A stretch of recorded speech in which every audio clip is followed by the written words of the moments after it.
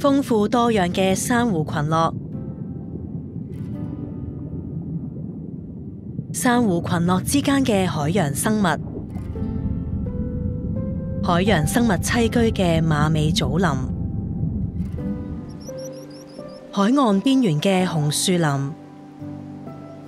紅樹林裏面生活嘅招潮蟹，一對怕醜嘅江豚少有咁突然從海中躍起。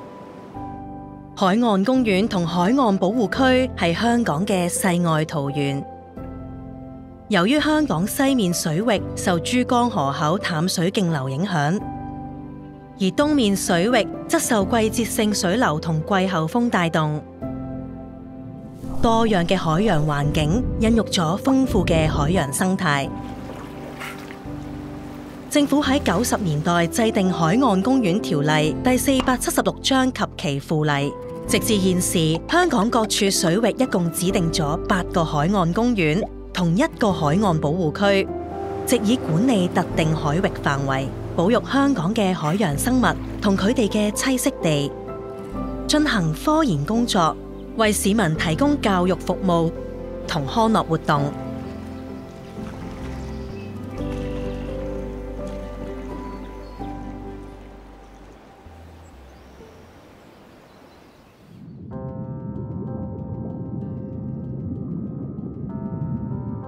喺1996年7月，香港政府指定咗第一批共3個海岸公園，海下灣海岸公園就係其中之一。海下灣海岸公園位於西貢西郊野公園北端，呢個受遮蔽嘅海灣孕育咗香港其中數個健康嘅珊瑚群落。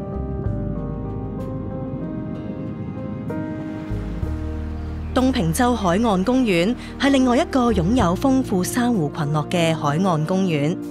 位處於香港東北水域嘅大鵬灣。嚟自太平洋嘅海流不斷滋養住東平洲嘅海洋生態系統，錄得65種石珊瑚，超過200種珊瑚魚類同無脊椎動物喺區內棲息。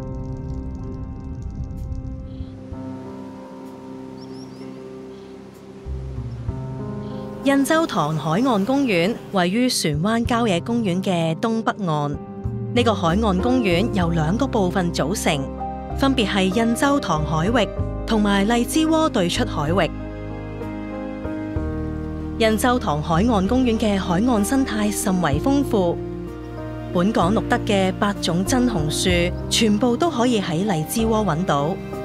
呢度更保存咗香港最古老同最大片嘅銀葉古樹林。紅樹林同時係其他生物嘅家園，招潮蟹同彈塗魚紛紛喺紅樹之間出現。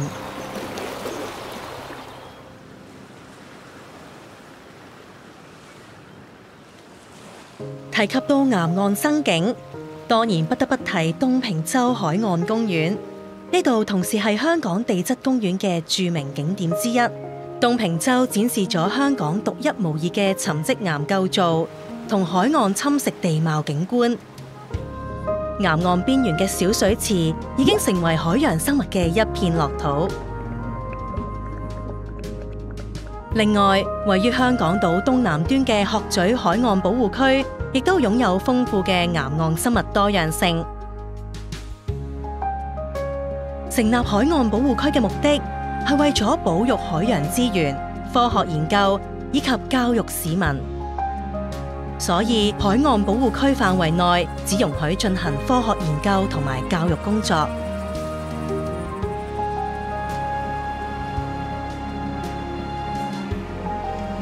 本港西部嘅開闊水域受珠江流入大海嘅淡水徑流影響，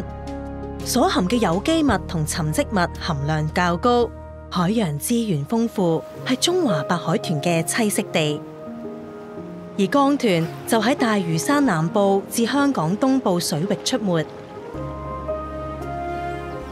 除咗早期設立嘅沙洲及龍鼓洲海岸公園，香港政府近年不斷擴大西部水域嘅海洋保育工作，相繼指定大小磨刀海岸公園、大嶼山西南海岸公園、南大嶼海岸公園，以及範圍最廣嘅北大嶼海岸公園，為保育海洋生態同漁業資源產生協同效應。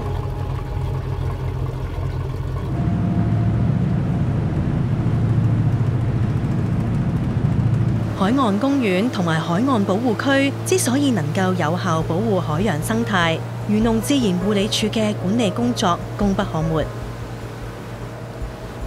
漁護署喺海岸公園同埋海岸保護區實行分區管理計劃，根據每區情況而劃定定泊地點、機動船隻禁區、核心區等，適當規管船隻同捕魚活動，保護區內嘅海洋生態。漁護署會定時巡視海岸公園同埋海岸保護區，如果發現任何人士違反有關規定，均會採取適當嘅執法行動。我哋亦都透過海洋生態監察同漁業優化措施，例如投放人工魚礁同增殖放流，以促進保育海洋生態同生物多樣性。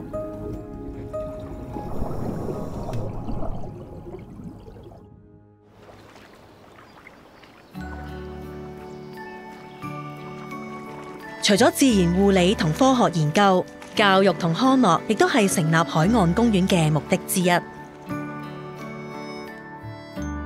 漁護署喺海下設立遊客中心，為公眾介紹香港海岸保護區域同埋海洋生態資源，亦都為遊客提供海下周邊景點嘅資訊。遊客可以透過浮潛、水肺潛水、獨木舟等嘅水上活動，親身了解海洋生態。同時要遵守水上活動守則，保護生活喺海岸公園裏面嘅海洋生物。無論係學會海洋生態知識，定係對大自然更添情感，漁護署希望嚟到海岸公園遊覽嘅市民都能夠有所得着。漁護署恆常舉辦公眾導賞團同埋學校教育活動，由專業導賞員帶領，讓參加者可以深入認識我哋海岸公園嘅每一個細節。漁護署會堅守職責，繼續做好海洋護理工作。我哋誠摯邀請你走進海岸公園，讓我哋一同探索香港嘅海洋生態，攜手保護美麗嘅自然環境。